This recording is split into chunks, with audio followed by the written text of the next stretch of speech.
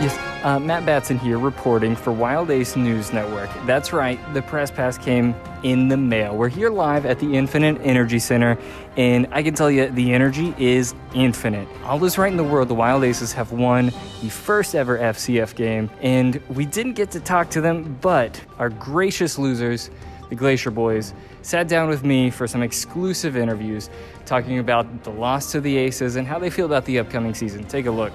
What do you think could have gone better for you guys in tonight's game? Now, we all know Jurdy went down after the first half. How much do you think you would have lost by if he stayed in? So how does it feel to lose the very first FCF game? Probably go down in history as some of the biggest losers in the history of sports.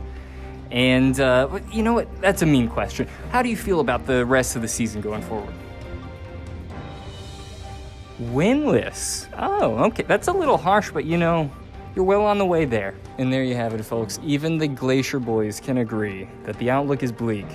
And we kind of expected this, but it is sad to see a team and fan base that can only be described as destined for eternal losership, loss. They're losers. Sad to see, but that's kind of makes sense. And now to Matt with an exclusive interview he's like an owner. He owns a team. Bob? Yes.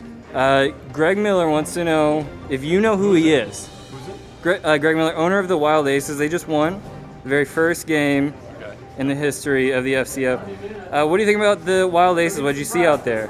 I thought the Wild Aces were really cool, definitely cooler than my team. I've always said Johnny Ace is the real Johnny Football, and Greg Miller's the coolest. I wish I could be like him someday, Wow, what a great interview. Great job, Matt. Great job, what's his name? For all your Wild Ace news, keep it locked. Keep it locked. And you know what? No, they're probably not going to ask me to come back. The podcast, Aces Wild Podcast. Check it out. Back to you in the studio, Greg.